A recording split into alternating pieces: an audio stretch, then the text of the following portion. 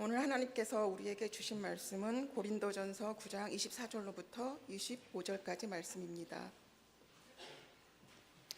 이제 봉독합니다. 하나님의 말씀을 경청하십시오. 운동장에서 다름질하는 자들이 다 달릴지라도 오직 상을 받는 사람은 한 사람인 줄을 너희가 알지 못하느냐? 너희도 상을 받도록 이와 같이 다름질하라. 이기기를 다투는 자마다 모든 일에 절제하나니 그들은 썩을 승리자의 관을 얻고자 하되 우리는 썩지 아니할 것을 얻고자 하노라.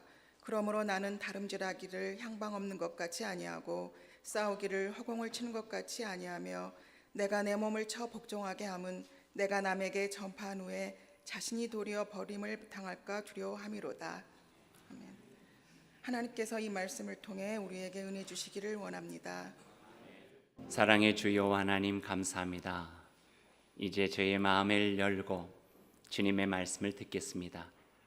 들려주신 그 말씀 우리 삶에 새기고 언제나 어디서나 주의 자녀로 그리스도인으로 살아가도록 애쓰겠습니다. 주님께서 함께해 주시고 힘이 되어 주셔서 저희들의 삶을 통하여 하나님 나라의 아름다운 빛이 드러날 수 있도록 인도하여 주옵소서. 예수님의 이름으로 기도드립니다. 아멘. 설 명절 잘 지내셨나요? 요즘은 어떤 분들은 그러더라고요. 명절은 없어지고 연휴만 남았다, 그렇게 이야기를 해요. 그래도 명절은 명절로 보내야 제맛입니다. 설 명절 오랜만에 함께 모인 가족들, 또 아침상에 올려진 따뜻한 떡국 한 그릇, 또 어른들께 드리는 세배와 격려하는 마음으로 나눠주는 세뱃돈, 빠질 수 없죠. 또 서로를 향해서 마음 담긴 덕담 한마디씩 나누면서 한 해를 시작하는 모습들, 얼마나 좋은 풍경입니까?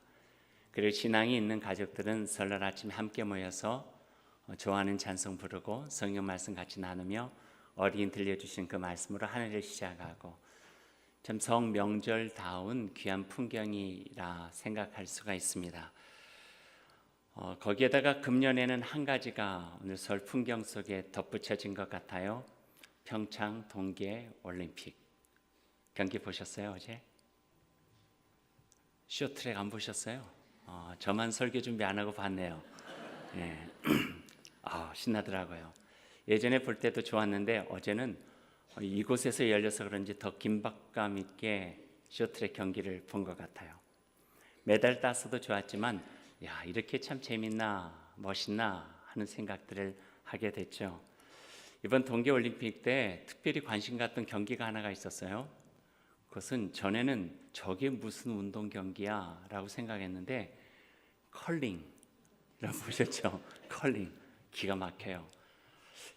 컬링에 대해서 알고 나니까 40m 정도의 거리를 19.96kg의 컬링 스톤으로 던져서 정확한 방향과 그리고 정확한 위치에 그것을 가서 탁 하는 게 기가 막힌 거예요. 그래서 그걸 보면 생각했어요. 얼마나 많은 연습을 그 빙판 위에서 했으면 저렇게 정교하게 할 수 있었을까? 그것뿐이겠어요. 이름도 생소했던 스켈레톤, 또 루치, 이런 것들 대단한 것 같아요. 맨몸으로 100km 이상의 속도감을 이겨내야 되는 그 두려움을 극복하지 않으면 어떻게 거꾸로 그것을 내려올 수가 있겠어요.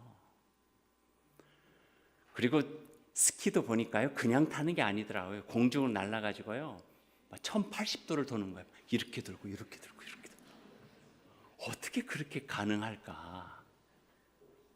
그 불안함과 두려움을 이겨낼 정도의 각고의 훈련과 노력들이 나타낸 결실들이 아니었나 하는 생각을 해보게 됐죠. 15km 이상 그냥 그 눈 바탕 위를 그 열심히 하는 그 모습들 그냥 가기도 힘드는데 가다가 엎드려서 또 총을 쏴가지고 그걸 맞히고 기가 막혔어요. 그러면서 생각했죠.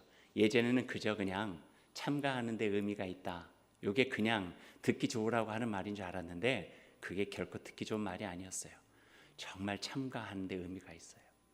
그곳에 있기까지 얼마나 많은 땀들을 흘렸고 얼마나 많은 눈물을 흘리고 얼마나 많이 근육이 파열되고 얼마나 많이 다쳤고 7번 부상 끝에 메달을 걸고 이게 그냥 눈물 없이는 볼 수 없는 한편의 한 사람 한 그룹의 정말 진화한 땀에 대한 우리들의 숭고한 경배들, 그런 것이 아니었나 하는 생각들을 해보게 됐죠. 그림 한 장 보여드릴까요? 아마도 올림픽 이야기하다가 이 그림 보여드리면 뭐 올림픽 경기 그림일 거다 생각했겠지만 생뚱맞게 전혀 다른 그림이 여러분에게 보여드립니다. 이 그림의 제목은요, Depart, 그러니까 떠남 또는 출발이라고 하는 제목을 가지고 있어요. 1896년에 그 프랑스의 화가가 그린 그림이에요. 이 그림을 보면은요, 앞에 있는 세 사람은 이제 프랑스의 외방 선교에 소속되어져 있는 사제들인데요, 먼 선교지로 파송되어지는 장면이에요. 파송하면서 어떤 이는 그의 발에다가 입을 맞추고 안아주고 격려하고 기도해주고, 이런 모습들이 이 속에 담겨져 있죠. 하지만 이 세 사람, 루도비코, 헬리코, 브루트니에르 세 사람은 얼마 가지 않아서 다 순교당하고 말아요. 그것도 이 조선 땅에서. 조선 말기 1866년에서 71년까지 일어난 병인 박해, 병인 사옥에서 순교를 당했는데, 이 세 사람 외에도 그 당시에 8,000명의 신앙의 순교자들이 처형당했어요. 그들의 죽음을 애도하고 기억하기 위해서 그 고향 교회의 한 신실한 화가가 이 그림을 남겼던 거예요. 그림을 보면은요, 앞쪽에 세 사람이 있고 우리가 주목할 만한 그 한 사람이 있어요. 그건 어린 아이인데요, 뒤를 돌아보고 있는 어린 아이예요. 저 어린 아이의 이름은 우리가 알 수 있어요. 누구냐면은 피에르 드 쿠베르탱이에요. 1896년 근대 올림픽을 새롭게 시작한 장본인이 저 아이예요. 이 소년이 조선을 향해 떠나는 3명의 파리 외방 선교회 소속 청년 선교사들을 파송하는 그 자리에 있었던 거죠. 그림에 대한 설명은 여기까지예요. 이 그림을 그린 화가는 쿠베르탱의 아버지였고요. 이 그림을 통해서 우리가 알 수 있는 것 하나는, 쿠베르탱이라고 하는 근대 올림픽 창시자는 어렸을 적부터 카톨릭 신앙의 가정에서 엄격한 신앙의 훈련 속에 자라났다, 이렇게 이야기할 수 있어요. 그리고 우리가 청정기를 맞았던 대학 시절에는요, 런던에서 공부를 하게 됐는데 옥스퍼드 대학의 역사학자 겸 신학자였던 토마스 아놀드의 영향을 많이 받게 돼요. 특별히 토마스 아놀드는 럭비 스쿨 교장까지 겸해서 그의 주장 하나는 건강한 육체에 깃든 신앙이 더욱 경건한 신앙인으로 자라갈 수 있게 하고, 그 신앙은 도덕적이고 윤리적이어서 국제적인 평화와 세계 인류에 공헌할 수 있다 하는 그 주장을 가졌던 사람이 바로 토마스 아놀드라고 하는 교수였어요. 거기에 깊이 공감해가지고 자기가 청년기를 넘어서 이곳저곳으로 역사학자로서 하다가 군인으로도 참전하다가 거기에서 근대 올림픽에 대한 정신을 가지고 시작하게 되었죠. 올림픽을 창건한 쿠베르탱이 가지고 있는 2가지의 굉장히 중요한 주장을 보면은요, 첫 번째는 강인한 육체와 종교적 경건성이 결합되면 건전해지고 인류를 위해서 유익한 도덕적이고 윤리적인 인간이 될 수 있다, 그런 주장 하나가 있고요. 또 하나는, 왜냐하면은 한 사람이 그 어려움을 이겨내고 신체를 잘 단련해낼 수 있다고 하는 것은 자신의 욕망과 나태함을 절제하고 극복해낼 수 있다고 하는 종교적인 신앙심과 다르지 않고, 그것을 통하여 세계 평화와 인류의 발전을 위해서 공헌할 수 있는 세계 시민이 될 수 있다 하는 거였어요. 그것이 근대 올림픽을 시작하게 된 정신적인 바탕이 되어졌고, 그것을 발전시킨 어떤 기구가 바로 YMCA예요. 오래전 일이죠. 그래서 쿠베르탱은 올림픽 경기를 통해서 우리들이 꼭 봐야 되고 지켜야 될 것은 국가 간의 협력과 평화, 개인의 강인한 체력과 경건한 신앙심과 도덕성, 이것이 올림픽 경기에는 지켜져야 될 가장 소중한 가치라고 이야기를 하게 된 거예요. 조금 전에 말씀드렸다시피 이 쿠베르탱의 올림픽뿐만 아니라 그의 정신의 기반, 올림픽 정신의 기반에는 경건한 신앙의 자리가 있었죠. 그리고 특별히 고대 올림픽을 경험했던 바울 사도가 했던 성경의 말씀들이 쿠베르탱에 많은 영향을 준 것도 사실이고요. 바울 사도가 디모데에게 한 권면 중에 이런 말씀이 있습니다. 육체의 연단은 약간의 유익이 있으나 경건은 범사에 유익하니 금생과 내생의 약속이 있느니라. 육체의 연단은 유익하고 경건을 통해서 자기를 훈련하는 것은 지금 우리가 살아가는 시대뿐만 아니라 앞으로 살아갈 그 땅에서도 유익하다 하는 말씀이죠. 몸의 건강을 지키기 위해서 자신을 절제하고 훈련하는 사람이 신앙적인 훈련과 절제도 잘 해낼 수 있다고 하는 말, 쿠베르탱 이야기인데 어떻게 여러분 공감하세요? 공감하실 수 있겠어요? 저는 공감해요. 몸과 마음은 따로 있는 것이 아닌 것 같아요. 오늘 우리가 함께 읽은 말씀은 고대 올림픽을 경험했던 바울 사도가 고린도 교회에게 자기가 봤던 그 경기를 비교하면서 해준 신앙적인 권면의 말씀이에요. 이 말씀 우리가 한번 같이 읽어보면 좋을 것 같아요. 24절 말씀을 한번 볼까요? 같이 한번 읽어보겠습니다. 운동장에서 다름질하는 자들이 다 달릴지라도 오직 상을 받는 사람은 한 사람인 줄을 너희가 알지 못하느냐? 너희도 상을 받도록 이와 같이 다름질하라. 자칫 잘못 쓱 읽으면은요 1등주의를 주장하고 인정하는 말처럼 들려져요. 1등이 아니면 살아남을 수 없다. 여기서 이런 말을 하고 있나요? 삶을 경쟁으로 인식하고 죽으라고 달려서 1등 해야만 된다? 아니에요. 이 말씀의 배경에는 결코 그렇게 쉽게 단정 지을 수 없는 바울 사도가 이야기하고자 하는 내용이 담겨져 있어요. 바울 사도는 지금 영적인 경주에 있는 사람들이 어떤 태도를 가지고 경주에 임해야 되는가 하는 그 자세에 대한 이야기를 하고 있는 거예요. 그래서 거기에 대한 걸 극단적인 표현을 하고 있죠. 말하자면 운동장에서 경기하는 모습을 보면서 우리 신앙을 가지고 있는 사람들이 비상한 결단을 하고 승리하겠다고 하는 그런 각오를 가지고 최선을 다하지 않으면은 결국 세속의 물결에 떠밀려 패배할 수밖에 없다. 그 이야기를 해주고 있는 거예요. 거기에 대한 보완과 보충되는 말씀이 25절과 26절에 있어요. 이 말씀도 한번 같이 읽어보죠. 이기기를 다투는 자마다 모든 일에 절제하나니 그들은 썩을 승리자의 관을 얻고자 하되 우리는 썩지 아니할 것을 얻고자 하노라. 그러므로 내가 다름질하기를 향방 없는 것 같이 아니하고 싸우기를 허공을 치는 것 같이 아니하며. 영적인 경주에 대한 이야기예요. 바울이 하고 싶은 이야기는 요약해보면 세 가지예요. 첫 번째는 승리에 대한 간절함, 두 번째는 분명한 목표, 세 번째는 목표가 있는 자라면은 필요해야 될 자기 절제. 이 세 가지예요. 조금 풀어서 이야기한다면은 신앙의 여정에 온전한 승리를 간절히 염원하라는 거예요. 다른 말로 하면은 당신의 인생을 온전하게 잘 살아가기 위해서, 하나님 안에서 가치 있고 아름답게 살아가기 위해서 간절히 염원하라 하는 거예요. 두 번째는 그렇게 승리하기 원한다면, 인생을 가장 복된 행복한 인생으로 마무리하기를 원한다면 자신을 가꾸고 최선을 다해라. 그리고 세 번째는 그 승리로 우리가 얻고자 하는 것은 세상의 힘이나 명성이 아니라 썩지 아니할 명예와 하나님께서 우리를 향해 주시는 인정과 칭찬이다.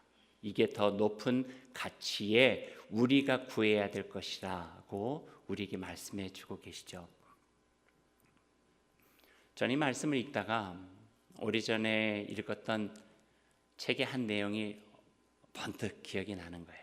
그래서 다시 찾아봤어요. 그것은 1700년 전에 가톨릭의 베네딕토라고 하는 수도회에서 예수 그리스도를 따라 살아가기 위한 신앙의 규칙, 베네딕트 규칙서라고 하는 내용이었어요.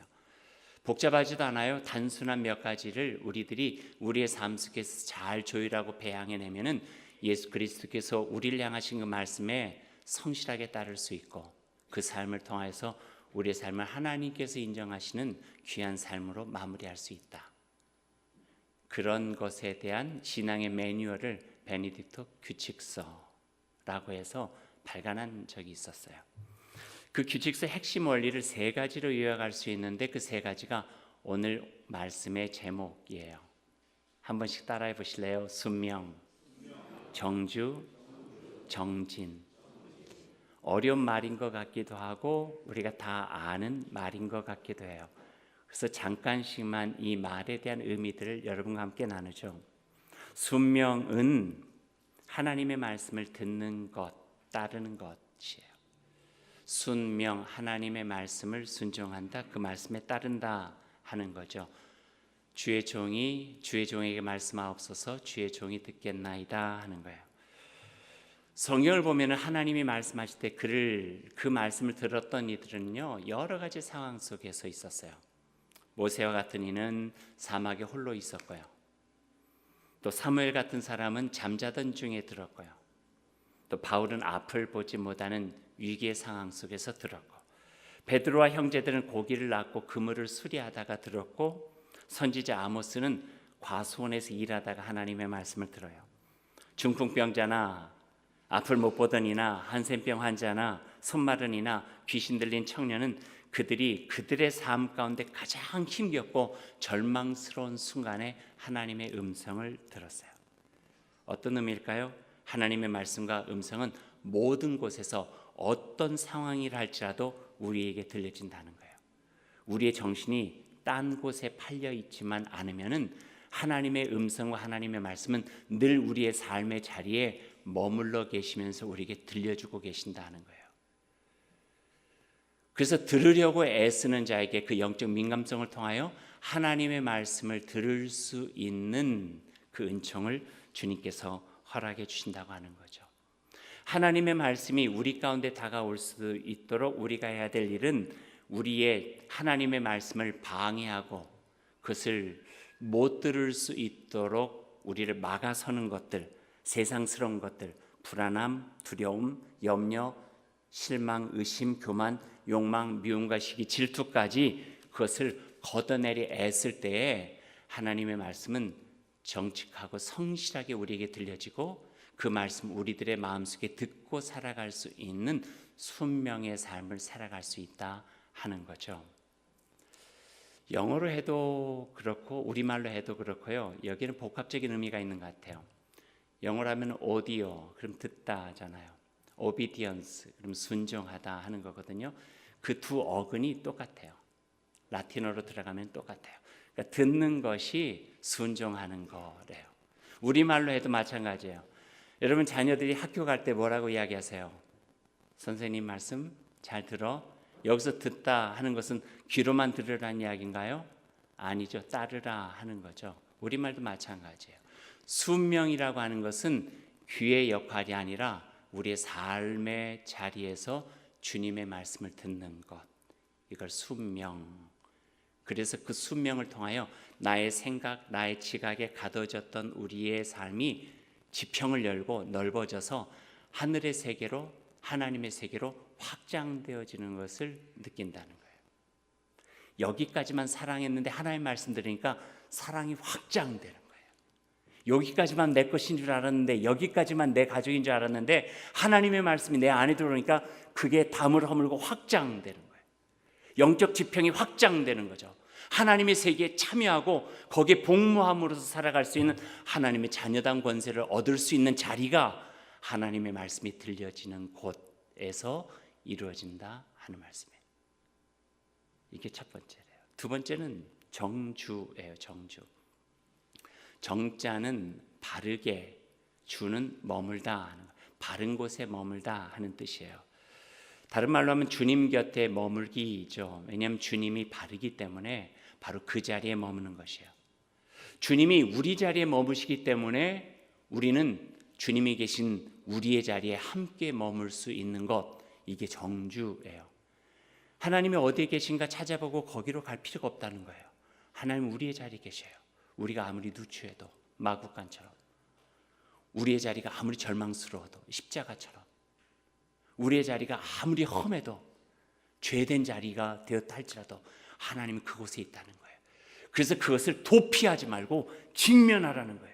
예수 그리스도의 말씀, 순명을 통해서 주신 말씀을 통해서 내 안에 함께 계시는 임마누엘 하나님을 우리 마음속에 받아들이고 이 자리에서 머물러 있는 것, 그래서 그 자리에서 예수 그리스도를 통해서 주시는 뿌리가 깊어져서 싹이 돋아나고 줄기가 뻗어나가 거기서 열매가 맺을 수 있는 하나님의 은총을 경험할 때까지 머물러 있는 것, 그것이 정주래요.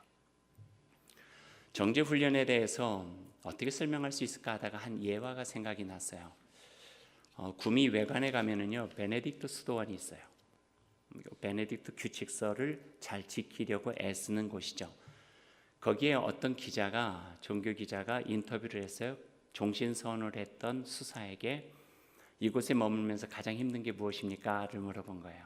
아마 그 기자의 마음속에는 종신선언을 했으니 혼자 독신을 하면서 다른 것 떠나지 아니하고 여기에만 머무는 것이 참 쉽지 않겠다 생각을 하고 그 대답을 아마 기대했던 것 같아요. 근데 그 수사의 이야기는 그게 힘든다 이야기를 하잖아요. 혼자 머무는 거 조금 외롭긴 하죠. 하지만 그게 저에게 그렇게 크게 힘든 것은 아니랍니다. 정말 힘든 것은 생각도 다르고 마음도 안 맞고 힘들어 죽겠고 나를 괴롭게 하는 같은 수사들과 함께 사는 게 힘들대요. 혼자 외로움은 얼마든지 이겨낼 수 있는데 마음도 안 맞고 생각도 다르고 함께 있으면 괜히 거슬리는 그 사람과 함께 사는 게 나한테 가장 힘들다는 거예요.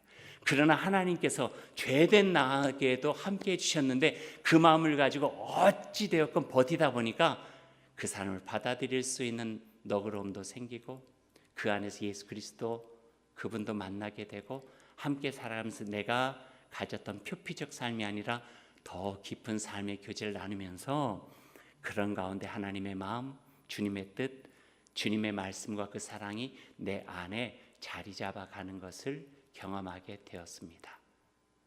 그 이야기를 하는 거예요. 힘든 거 많죠. 마음 안 맞는 사람과 같이 하는 게 얼마나 힘들어요.